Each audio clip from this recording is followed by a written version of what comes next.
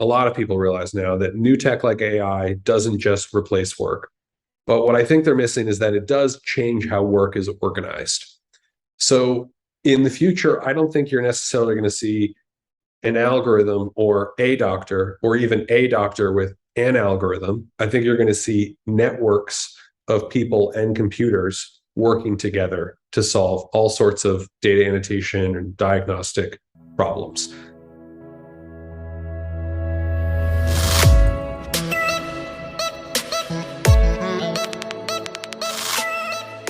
Erik Duhaime, CEO of Centaur Labs, thanks so much for joining me on the Scope Forward show today. Yeah, thanks for having me. I'm excited to be here. Erik, since the first time that we interacted and subsequently you came as a guest on the GI Mastermind, I've been looking forward to this conversation. I have plenty of questions. And before we begin, I just want to outline your bio, for our audience. So you're the Right. CEO of Centaur Labs, and it is a company that you founded in 2017 to annotate the world's medical data. Centaur scalably and accurately annotates data for companies and researchers developing cutting edge AI in medical and life sciences. Your clients include Medtronic, Brigham and Women's Hospital, and Stanford Medical Center, and they're backed by leading investors, including Y Combinator, Matrix Partners, and Axel Partners. Centaur Labs was born out of Erik's PhD research at the MIT Center for Collective Intelligence. Erik holds a BA from Brown University and an MPhil in evolutionary biology from Cambridge University. So awesome. Let's start right at the beginning. And Great. I'm curious to know how you got started. Yeah, so you mentioned in the bio, I was doing my PhD at this place called the Center for Collective Intelligence at MIT.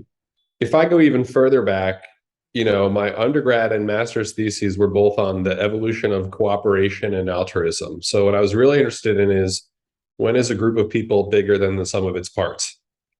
How do you combine people's opinions or coordinate them in new ways to, again, make them bigger than the sum of their parts?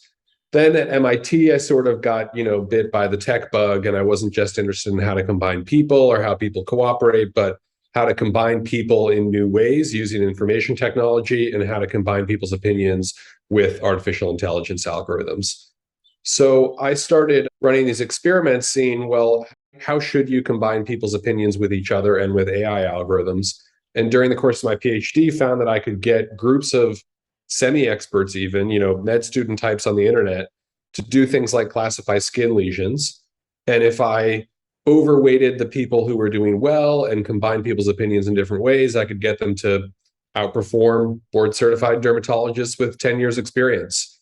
And then maybe even more exciting is, I found that I could combine these groups of people, again, these semi-experts, their opinions with a state-of-the-art AI algorithm, and outperform either the algorithm or the dermatologist alone. And I could actually get those groups of semi-experts with the AI algorithm to outperform the board-certified dermatologist combined with the AI algorithm. That's actually why we're called Centaurs, this idea about human-computer collaboration. But those were the initial findings that inspired me to start the company. This realization that when you're combining multiple inputs, whether they're people or computers, what you really want to do is identify complementarities and how the group should be formed. You don't just necessarily want the 5 best people. Sometimes I liken this to putting together the optimal trivia team. You don't just want, the 5 best people. You want someone who's good at sports, someone who's good at pop culture, etc. And because different people see problems in different ways, and because people and computers see problems in different ways, the best team is often not the best N individuals. That's very, very interesting. So can you contextualize what the company does for a specialty like gastroenterology? Yeah. So when I was starting the company, I mentioned this PhD research. I first thought, well, great, we're better than dermatologists. Let's go cure cancer. Let's be the diagnosticians, And we got enough feedback early on, who's going to sue you? How are you going to get reimbursed, et cetera? And that's when we stumbled into this data labeling for companies developing AI market. So to develop artificial intelligence, you need large data sets of accurately annotated data. The way I explain this to novices often is I bring up reCAPTCHA when you have to point at crosswalks and trees and cars to prove you're not a robot. So the reason it's always auto related or street related is Google is using you to help train self-driving cars. Because the way the cars learn is they need millions and millions of images of these are crosswalks and these are not. And then that's how the AI learns. So in the medical domain, it's the same thing. If you want to make an algorithm that can do something like spot polyps in a GI video, you need a lot of videos where each frame or a lot of the frames have been annotated such that all the polyps have been pointed out. And this isn't, 10 patients worth. This is hundreds or thousands of videos. The more the better. So you could imagine hiring GI docs to do this work is extremely expensive and tedious.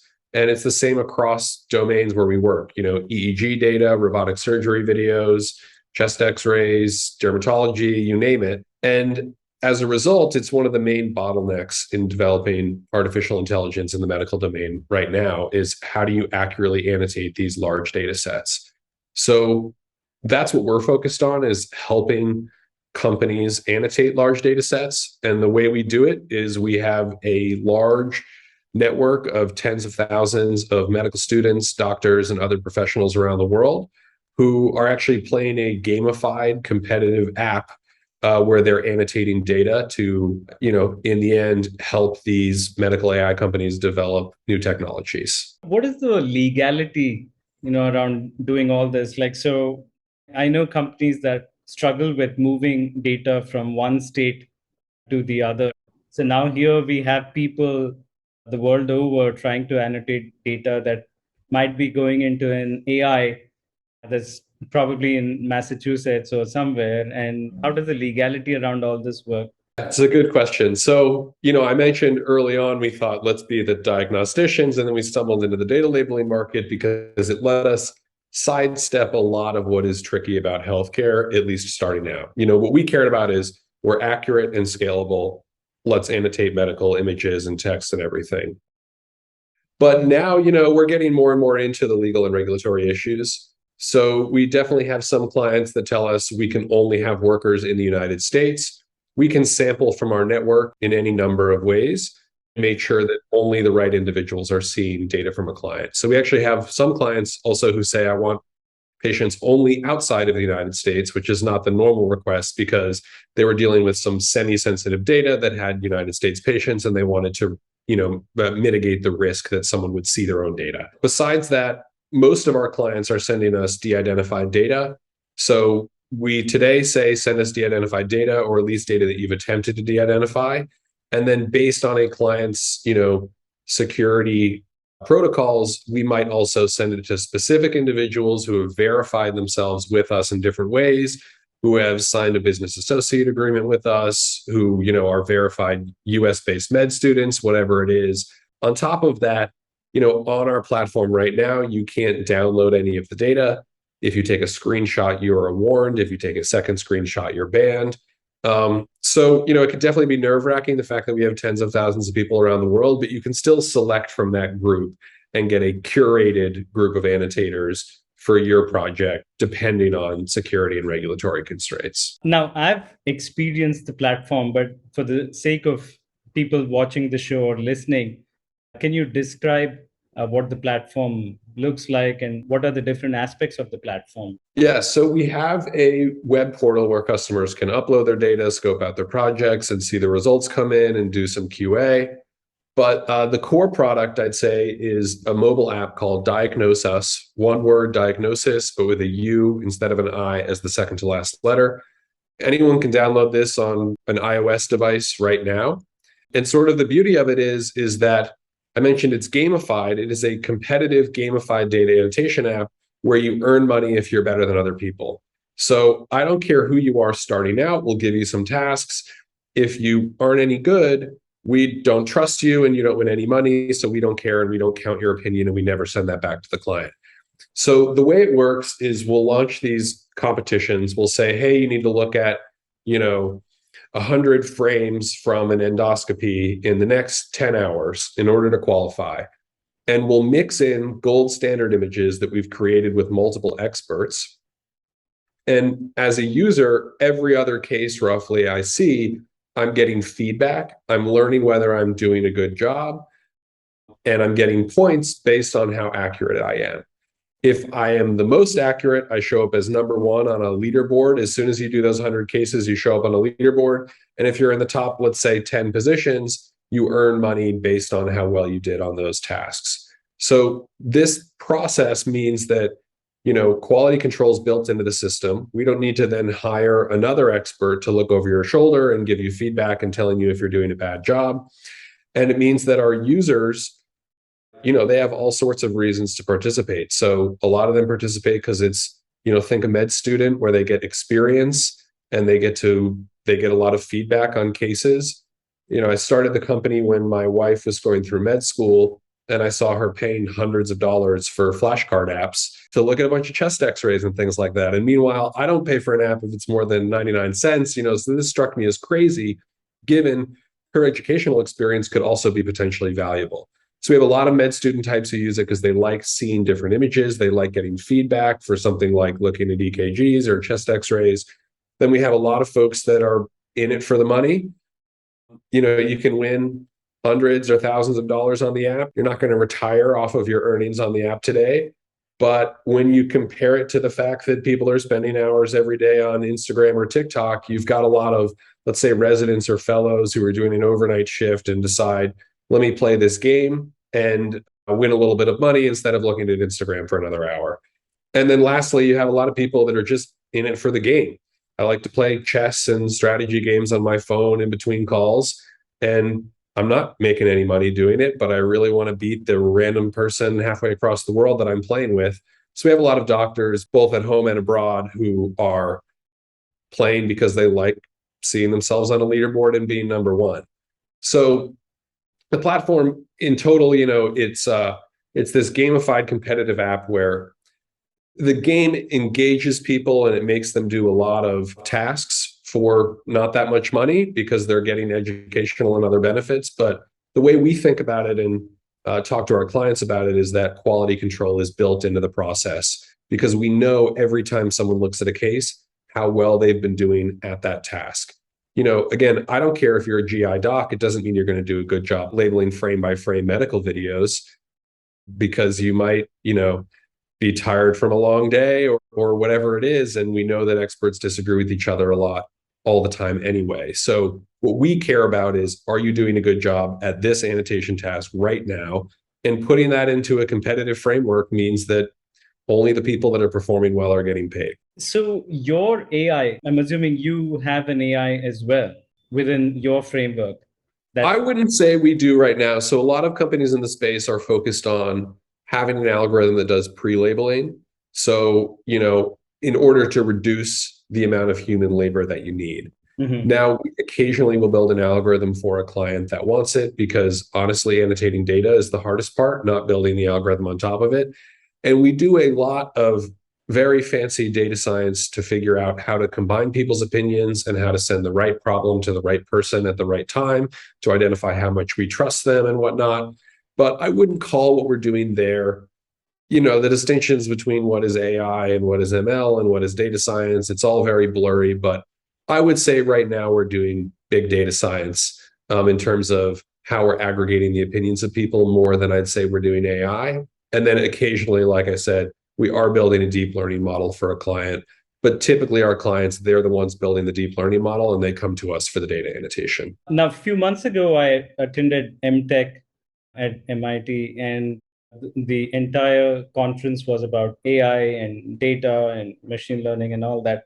What I took away was that, the algorithm is no longer the hero. It's clean data and there's a dearth of data. And then the world of data was divided between companies such as yourself, as Centaur, that was cleaning up, labeling, annotating this data. And then there were companies that were generating these synthetic data companies that were generating data, artificial data that the AI could learn from. I'm wondering, is that competition for you. This set of companies called synthetic data companies, and maybe you can explain what it is a little bit more. Yeah, so the synthetic data companies, they'll train a general adversarial network to basically try to make images that a machine can't tell the difference between the real images and the fake images. And that process generates a lot of fake images that are very, very good and representative of the real world. I think it's an exciting space, perhaps especially in the medical domain, because it can get around some of the privacy concerns. However, I'm a little bit skeptical and worried also. I think it's still early days for some of this. I'll use an example. So in the dermatology domain, there's known biases between dark skin and light skin in terms of how these algorithms work, because there aren't that many dark skin cancer examples online. So I've seen companies use a GAN to generate fake, cancerous skin lesion examples on dark skin, which then lets you train a model on a data set that is more balanced. Dove too deep into this space here, but my fear is that it's still relatively new, and that you might see, for example, that the process of generating that synthetic data also replicated certain biases that the algorithms are struggling with in the first place, because it's being generated based on very few examples. I don't want to talk out of turn here. That's an example of the sort of concern I might have. But I react similarly to, you asked us if we had AI algorithms. I certainly see the potential and the value in automating and reducing the labeling burden by developing an algorithm that labels a large chunk of the data and then only taking the examples where an algorithm is uncertain to label. But if you take that to the extreme, I've heard some folks talk about taking that to the extreme. Oh, you only need 20 cases and then you can label every image in the world. It's sort of like, well, then why do you need the pre-labeling at all? Then you've just built the algorithm if it's really that perfect. I struggle to think that any model trained on 20 examples is really going to do well in the real world with different patient populations and different contextual settings as imagery and hardware evolves. Because again, if it was that simple, we'd see a lot more examples of AI succeeding in the real world already. So I'm broadly skeptical and keeping my eye on both technologies. If I think of pre-labeling and synthetic data, I think they're both extremely valuable, but I don't think it's a panacea. I think that even in the long run, when you have algorithms that are better than doctors, getting back to the point I was saying earlier of why we're called Centaur, there's this MD versus AI idea. But as I was saying, groups of people and computers, even if the computer is better than a person, outperform either alone. So I don't really think that AI, even in the midterm, let's say, is going to replace doctors at most of these tasks. So I'm skeptical that even before you have a good training data set, that you have an algorithm that sort of works perfectly. I'm skeptical that you can remove the need for human labor, I guess is what I'm trying to say. See, but on the same note, all of us have shifted quite subtly and comfortably to Google Maps. We listen to what Netflix says and what Spotify says, and we just simply follow the algorithm. But any reactions? Sorry. Well, I'd say Google Maps is still continually being improved thanks to human labor, because you've got a new street that's built, a new address that has been changed, et cetera. And in order to continually maintain it and improve it, you often need human expertise or human intelligence in the loop in order to continue to make it good. So with artificial intelligence, for instance, you've got new diseases coming up all the time. You've got new at-home monitoring tools. I'm not wearing one yet, but I think most people are going to be wearing some sort of Fitbit or Apple Watch soon that's going to be capturing your EKG. You've got new sources of data that have new types of noise. So great, your EKG algorithm works on the hospital machine. Does that mean that it works with what's being captured by your Fitbit? There's often edge cases that come about when you're dealing with new types of data. So for instance, we've seen in annotating, we have clients who they've got videos that have been captured for different procedures from different sorts of cameras. And that's the sort of thing that can trip an algorithm up. until you also annotate some from the other type of camera or from the other context. So you definitely need to, even when these things are in the real world, continue to monitor them with human intelligence in order to keep improving and making your algorithm more robust. Even besides the camera example, what you see a lot, you'll see an AI company, you'll read some headline that says, hey, this algorithm is better than a doctor at chest x-rays or mammography or whatever, which begs the question, why aren't all radiologists out of the job yet? And when you dig deeper, what happens is, well, they took some big data set from Stanford and they split it into a training set and a holdout test set. And they showed that on the holdout test set at Stanford, their model does very well. But you take it across the street to the community hospital, which is a different sample, and the doctor at Stanford can still read those chest x-rays very well. And the model doesn't necessarily know how to deal with the new patient population or the new type of imagery or whatever it is. So it's not very robust. And in order to make these things robust, you need to keep annotating, you need to keep training, and you need to make sure that you're getting diverse data sets and that they're adapting to a changing world. If hardware changes a little bit or something about how you've transformed the data changes a little bit, it can throw off an algorithm much more than it throws off a human. So let me ask you a question from the lens of a client, or your clients, and whatever you can share, right? Like, so what are they doing with all this annotated data, GI or beyond GI or other specialties, whatever? Like, but in general, what is their holy grail and where is all this going for them? We can't talk about a lot of our clients, including those in the GI space. One example that I like to talk about is this company, Echo, EKO. It's a digital stethoscope company. So because it's a digital stethoscope, you can capture heart and lung sounds and a digital recording of it instead of having someone in person listening to your heart or lung sounds. So this company had tens of thousands of recordings of people's heart and lung sounds. And because it's digital, they knew they could also build an AI algorithm into it to assist, doctors, but also less skilled people doing a home call, whatever it is. But, they have these tens of thousands of recordings. That's the raw material you need to develop an algorithm. But in order to develop it, you first need to refine that raw material through adding annotations. So we had our network go through tens of thousands of clips and classify them in different ways for whether there's a heart murmur or not, whether there's different types of heart murmurs, whether there's wheezing or coughing, things like that. And then the Echo data scientists use that to train an ML model that now is an FDA-approved product on the market. And through working with us, they had initially done some of this annotation in-house. They improved their model's AUC by, 0.6, something like that. So they made their model more accurate. And now it's, again, an FDA-approved product that is on the market and helping clinicians diagnose conditions around the world. Your clients, are they mostly, startups, venture funded startups that are doing all this? Or do you also have the traditional companies like hospitals? We've definitely had a lot of success with venture-backed startups. There's two other types of companies we work with. One is large pharma and med device companies. We've been increasingly working with them and plan to do more of that.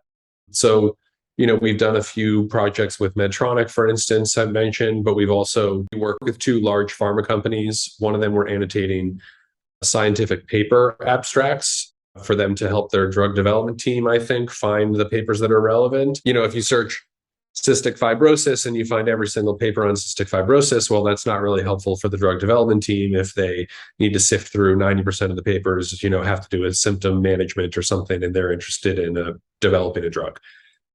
And then another where we're annotating dermatology images as part of a clinical trial. And then the third group of clients we work with is researchers at hospitals and academic institutions. So we work with folks at Memorial Sloan Kettering in the dermatology space. We work with folks at Brigham and Women's Hospital annotating ultrasound data that's being captured in their ER department. And also we have relationships with Stanford and Mass General Hospital. So these are researchers that are trying to create large, open, public data sets or they're trying to develop algorithms for research. They want to see if they could build an algorithm with a certain use case and what sort of clinical applications it might have. So it's not, their goals aren't commercial. Their goals are research and furthering research, especially by creating large open source data sets. Erik, in these last few years since you've been running the company and all that, what have been your big insights? Did something surprise you with this whole model? I know you're the founder, but Yeah. it's so insightful, catch your attention. So one thing that has surprised me, we get multiple opinions on every single label. So we don't trust any one person, and we only trust people who are performing well at the task, like I said. But I was always interested in that of how can we be the most accurate? Can we get the most accurate label possible? So we do things like get more opinions on harder cases where there's high inter-rater agreement. But one thing I didn't expect is how valuable it would be to have this understanding of uncertainty and label difficulty or problem difficulty. So the fact that we're getting multiple opinions on every case means that we know which problems people find confusing. We know the 90% of cases that are really easy, everybody agrees there's a polyp here. But we also know, hey, on these 10% of cases, everybody's all over the map. They're all drawing a box or a shape in a different place. They all disagree. They're all complaining about the case. And it has been interesting to me to see how much value clients get out of that. Because, if you imagine you go to build an algorithm and you think you've thought of everything. We see this all the time. Clients say, here's the instructions of what my annotation protocol is. And then we start annotating and we look at those cases where people are all over the map. And then we notice these edge cases that the model developers didn't think about. This case is super dark and blurry. And then the person says, oh, I understand. The scope is covered in blood. That's going to throw the model off in a different way. We need to tag that in a new way. And they haven't thought to do that yet. Or just, here's a super hard case. We need to bring in the world expert here because none of the doctors know what's going on. So on our portal, you can just sort cases by a controversy score, like essentially the inter-rater disagreement, to find those edge cases or what's going wrong, which is very different from if you just hired a bunch of doctors to annotate data for you. One person, one opinion, you trust everything equally. And even if you say, all right, it's better to have another person spot check it, now you've got another expert doing double the work. And 95% of cases, let's say, are easy. So if they're spot checking, they say, hey, I disagree with you on this one example. And then the person says, oh, reasonable disagreement, or oh, I made a mistake. And that's a lot of work to find that one example that is tricky.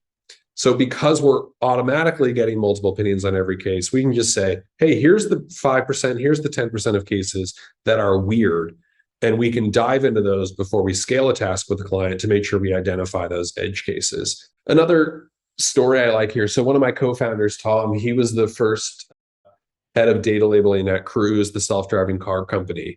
And he told a story about how they annotated everything for cars. And then they realized later, wait a second, not everything is a car. An ambulance needs to be treated differently. And they realized that, he said, really late in the game. So that's the sort of thing that you might identify early on in our process, because you'd have people saying, no, this doesn't meet the definition of a passenger car. One other example someone in the industry told me about was, this is another labeling company that does non-medical stuff. They were labeling fireplaces for an insurance company. And then they had all these questions like, well, there's that holiday TV screen that's just a fire playing constantly, but it's just a TV show that just plays a fire. How are you supposed to label that? Does that count as a fire? That's the sort of thing that early on you'd have people saying, yes, that is a fireplace. And other people saying, no, that's a picture of a fireplace. But if you only had one opinion, it would just get through with one answer or the other. And those edge cases have a disproportionate impact on your model because it really throws it off. Whereas if you have multiple opinions, you identify that as a problem, the client can see that and they can say, oh, well, I'm an insurance company. I don't care. I only care about things that are actually fire risks. The TV of a fireplace should not count. So again, all that is to, a few anecdotes there to say why it's so valuable to clients to know which cases are tricky based on inter-rater reliability. Whereas going into it, I thought more opinions is good because it gets you more accuracy, not because it identifies potential problems. Eric, if we draw an exponential curve, right, something that goes this way, where do you think the industry is at this point in time in terms of AI? And when I say industry, I'm saying medicine, healthcare, in broad terms. So I'll start by saying we're extremely early, but also say that unlike some other folks, I don't think that AI is going to replace all doctors and whatnot. Someone had a quote, I forget who it was, but it's not that AI is going to replace doctors, it's that doctors who understand AI and know how to use it are going to replace those that don't. So I think we're very early in the game because healthcare is slow. There are these regulatory and privacy challenges. There are differences between patient populations. Self-driving cars, this is why I'm not driving in one on my way home today too. It's not easy to navigate the streets of Boston, even if you can drive around, a highway in Arizona. And those sorts of problems are ubiquitous in healthcare. You train an algorithm that can identify tuberculosis in, Chinese patients. You bring that to Miami where no one really has tuberculosis and the algorithm gives you a bunch of random noise and it's not very trustworthy. And then doctors learn not to trust these algorithms. So I think that we're early in general in terms of the impact that AI is going to have across industries, and we're especially early in the healthcare industry. But again, that said, I don't think I'm skeptical of people that think that general artificial intelligence is a thing. I think AI is good at narrow tasks and needs to be used wisely. So I think we're going to enter that world where computers do start to be better than people at most of these tasks, but the people are still needed to understand contextual information or to, identify where the machine's going wrong. When algorithms make mistakes, they're often very foolish because it's dealing with out of sample data or something like that. And that makes it difficult for people to trust algorithms. That's sort of where I think we're stuck right now. I think the FDA is a little uncertain about what to do with a lot of these, AI solutions. So I think we are at the very beginning of the exponential curve, but I don't think it ends with, seeing a cyborg for your doctor either. Maybe I'm saying I think the peak, the terminal spot of that curve, it doesn't just go up and up and up forever. In the way people are thinking about it right now. So for AI to become mainstream in medicine, according to you, if you have to throw a stone, how many years out is that? Well, it depends how you define mainstream. I don't know what the... Let me clarify. So mainstream is, let's say in gastroenterology, pretty much every other practice would have something AI, going on in the endoscopy suite. And they've given away at least a portion of their tasks. They trust the AI to make certain decisions. They're comfortable enough for the AI to make those decisions. Just like Tesla changed the software and it's taking a right turn and it takes the right turn and you're thinking, yeah, okay, fine, I'm going to trust this thing. So I think of it in terms of tasks, not necessarily in terms of the domain. And I think most doctors are going to have certain tasks. They're going to be helped by AI for certain tasks very soon. Again, it's tough to paint a picture because it's like, well, if I'm a doctor and I use Siri, is that me benefiting from AI or Google searching my inbox in a different way? Or so, I could split hairs there. But the point I'm trying to make is if I'm a GI doc, how many of my tasks will be benefited by AI?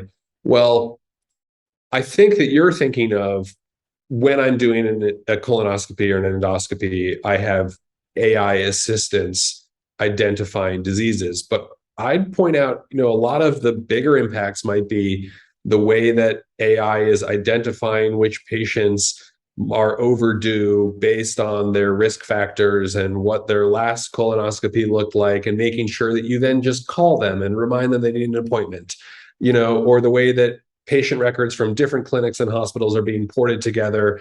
It's structured and unstructured, and it's when it's structured in different ways, but the doctor's going to be most effective if they see everything, structured in the way that they need before they see the patient. So I think you're going to see a lot of things like that. The doctor might not go home and say, yeah, AI's really made my practice a lot better, but actually it's really improved patient care.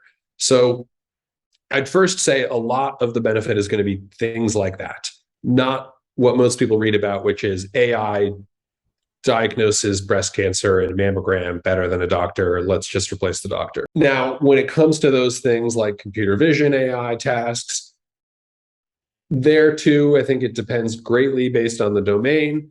I think a lot of GI docs are going to be using it for colonoscopy and not endoscopy. And then a year later, they'll be using it for both, but maybe the system at first is only flagging polyps and not something else. So it's going to be an iterative process. As far as where, if what you want is how long before the majority of doctors doing any sort of surgical procedure have an AI guidance system, or it's a robot that is guided, self-guided, I'll give you 5 years, but I'm making that up. I need to look deep into each different domain, and that's fine. I just wanted to get, and even there's there's the fancy academic centers in the US versus the average clinician in the world. all that apart. It's available now. People don't choose to use it. It's a different thing, but it's not 20 years. No, it's not 20 years. Yeah. So, and that is very, very helpful, for you to set some kind of a context here in terms of, when is this coming and how far out is this? That's very helpful, Erik. I want to shift gears to the whole GI mastermind experience. I want to talk about that with you. First of all, thank you for creating the app, and we all played. I didn't think that I would be using the app or playing, and I just began, and all several GI doctors were playing, and we had fun, and it was addictive. So congratulations to you. And yeah. Gamifying it was, we didn't want to leave it. I've seen polyps, and I've seen several images, endoscopy images, colonoscopy images. I've seen all this stuff a lot. But what surprised me was that my mind was figuring out patterns, and I learned, and the app was teaching me, and I got better. And the biggest surprise for me is how I ended up on the leaderboard, not being a clinician, at all. Yep. And so I had a few takeaways. One is people can be taught to recognize patterns. And when you crowdsource something like this, if they're identifying things in road signs and stuff on the road for self-driving cars, they could potentially identify stuff for medicine. So that was one interesting takeaway that I had. Second is clinicians might hesitate to identify something, and for the right reasons, because the conditioning for clinicians is a little bit different. Why? Because they're thinking, hey, this can be a legal issue if I identify it wrong, even if it's just a game, even if it's just an app. But those were my reflections, and I'm curious to know what you took away from those interactions. Yeah, I'll talk about the second part first. So, I wouldn't say that the clinicians are worried, oh, do I have liability for my performance on the app? I think it's more, you're calibrated in a certain way. Your heuristics of how you diagnose something are so ingrained that it's tough for you to get rid of them. So all the way back to the PhD research I was talking about in the dermatology space that sort of kicked off the company, I talked about how, I could get the semi-experts in the algorithm to be better than the dermatologists in the algorithm. And part of the reason is that all the board certified dermatologists are super, super sensitive when it comes to something that might be a melanoma. Because if you're in the clinic, anything that might be a melanoma, we'll just cut it off, biopsy it. It's not, your cost benefit there is just so great that you should, be extra sensitive there. But when you're developing an AI algorithm, if you're annotating data, you want the data annotated as accurately as possible because you can choose how the AI algorithm is calibrated after. So they had this bias that they were taking over to these annotation tasks. On the first point, so people who are novices can definitely learn pattern recognition. It varies based on the task. So something like the skin lesions, Novices can get really good if they look at thousands of cases. I guess I've got a story or two for you here. When we first launched the app, we told some friends about it to be beta users. One of our friends is an extremely bright guy. He was at Harvard Law School at the time, no medical experience. He got addicted to it for whatever reason. He was looking at all these hand x-rays, and the task was to find a fracture. And he looked at maybe 10,000 hand x-rays over the course of a few weeks. He can't tell you what bone is what, but he can find a hairline fracture, at least at that point, I think better than anybody in the world. And does that mean that he's better doctor than a radiologist or a hand surgeon? No, of course not. But a hand surgeon is doing a lot of different things. They're operating, they're looking at a bunch of different things that might be wrong. Whereas this guy, very smart person, was doing nothing but, is there a fracture anywhere on any part of the hand, over and over and over? Whereas the hand surgeon finds out 2 years later that they might have missed something or someone's hand still hurts. They don't have that continual feedback. So that works for some tasks. Some are harder. I've seen enough of these images now. I can get a feel for some of them. But ultrasound, for instance, we do a lot of ultrasound work. It looks like TV static to me. I have no idea what's going on. I would need to watch a few YouTube videos and take a few classes before I knew it was happening. So some of them you might need some baseline knowledge. One other story here. So one of the folks who work with at MGH on EEGs, he's the head of the EEG monitoring consortium. I'm saying it wrong, I'm sure. We were doing these annotation tasks on, I think it was, is there a spike here that's indicative of an epileptic seizure based on these little chunks of EEGs? And there was their annual conference, and he made a custom t-shirt to give to the person at the conference of all these experts playing the app, whoever won. But he let us leave it open to our broader network. And only one person at the conference placed in the top 10. And the person that won was a med student in Ghana.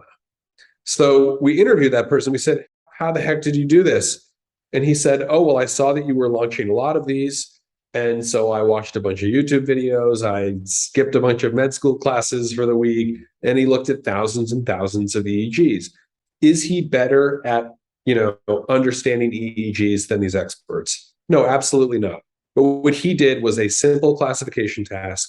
It was like a yes, no, or maybe a 1 to 5 scale or something, over and over and over. Whereas the experts, that is a weird thing for them to do. That is one tiny part of their day every now and then, not something they're doing all day, every day to do that narrow task. So definitely non-experts can do these things. They can get a lot better. When we look at the data, it's actually kind of remarkable how much better people get. We've thought about how much should we lean into the fact that this is a useful educational tool and a useful training tool for some of these tasks. But there is a limit. There are some things where you need some amount of baseline knowledge just to understand the fundamentals of what you're even looking at, or to understand some really nuanced distinctions between, what is a grade 3 cancer and a grade 4 or whatever it is. Coming to the business aspect of data in general, and I'm asking you a broad question. How could a private practice gastroenterologist monetize the data that he or she is generating every day? Any thoughts, any ideas here? Yeah, we partner with a lot of data brokers in the industry because a lot of our clients that are developing the algorithms, they need data and they need labels. So there are these folks out there that are working with private practices to access their data and then license it to the companies that are doing research to access, de-identified data. And I think this is especially important because I talked about the example of the algorithm that works at Stanford and not across the street. I think one of the biggest issues in the field right now is you have all these algorithms that are trained and tested. I'll send my test set to the FDA and the FDA will decide whether this works or not based on a small test set, maybe from one hospital. But if you really want a chest X-ray algorithm that you're going to market in the United States, well, your test set and your training set, it should be from, as many diverse places as possible. So in that sense, a private practice or a clinician, that's not necessarily at a large academic center, a lot of them are sitting on data like it's a cost because you have to keep it for 7 years or whatever for Medicare, or I'm butchering something here. But it's a super valuable resource And it's an underutilized resource, because it's not as easy to get your hands on as it is to get one giant data set from Stanford or whatever. But it's more valuable for training a robust AI algorithm. So I'd say if you're a private practice that wants to contribute to AI research and perhaps monetize your data, shoot me an email. And we know a few folks in the space, but there's a lot of companies that are now trying to aggregate data from many diverse sources to solve this problem. I don't think there's yet an obvious central repository or a company that's doing it way better than everybody else, but there are a few that are interesting that can help private practices monetize their data. Erik, my final question to you, this has been very, very insightful conversation. From the lens that you're seeing, what does the future of medicine look like, and especially for something like gastroenterology? So I've touched on parts of this. It's related to the Centaur idea I keep talking about, which is why the company is named what it is, and to the MD versus AI idea we've talked about. So a lot of people are scared of AI, and they do see it as a battle between a human doctor and an algorithm. Now I think more and more people are recognizing, oh, wait, AI can be a useful tool and the doctor might still be needed. So it's a doctor with an algorithm. And that comforts people. But, what do you do when the doctor and the algorithm disagree? What we see right now is people don't trust the algorithm, so they just throw the opinion out, and you might as well have not had it. And if you disagree and you trust the algorithm, well, then why is the person there? You shouldn't have the partnership either. There's something bad about the number two there. So one thing I think people are still missing is, people realize now, a lot of people realize now that new tech like AI doesn't just replace work. But what I think they're missing is that it does change how work is organized. So in the future, I don't think you're necessarily going to see an algorithm or a doctor, or even a doctor with an algorithm. I think you're going to see networks of people and computers working together to solve all sorts of data annotation and diagnostic problems. So you've got a video of a colonoscopy. An algorithm is flagging different regions of interest. The current workflow people are thinking about now is a doctor is signing off on saying, this is a problem and this is not. Thank you, algorithm, for flagging these for me and bringing them to my attention sooner. But you're connected to the whole world through your cell phone on your pocket. Why not ping the most controversial, the most worrisome thing in that scan to other people very quickly to get an opinion? Or even some people may have heard of the Netflix prize. You mentioned the Netflix algorithm earlier. Netflix had this $1 million competition for whoever could improve their algorithm the most, and it had to hit some certain threshold. There's a lot of companies and researchers ferociously fighting over this. The top two teams, that it was bitter competition. They realized they weren't going to hit it. They weren't going to hit the milestone, and no one was going to get the $1 million. So right before the deadline, they made an ensemble of their two algorithms and together split the prize. So again, it's not even just one company's algorithm either. I mean, in most of these domains, you take the second and the third best algorithm and make a very simple ensemble. It's going to be better than the first best one. So again, to take the cell phone example and the Netflix prize example, it's not one person and one algorithm. It's not even necessarily one algorithm and three people. You're going to have different combinations, different networks of algorithms and people solving these problems together. Problems are going to be routed through a network until enough information has been collected on it that we have enough confidence that we have the right answer, considering the cost of getting another human opinion or whatever it is. So that's something that I don't hear a lot of people talking about. I think there needs to be something in between your Apple Watch's overly sensitive heart detection algorithm and your $500 an hour cardiologist. And those are the types of workflows that I think our company is especially well positioned to play a role in. But we're not yet in the world where people are even thinking about that. They're still thinking about, how do I make the algorithm and not kill anybody in the process? Wonderful, Erik. I really found this whole conversation fascinating, insightful. I ended up learning a lot. Any final comments that you want to leave us with? I don't think so. I'll just leave you with thank you, and please put my contact information or whatever in the when you share this video, or people can go to our website and reach out at centaurlabs.com. I'd love to talk to anybody, whether they're a potential client or a clinician, anybody interested in the space. I'd love to talk to you. Thank you. Thank you.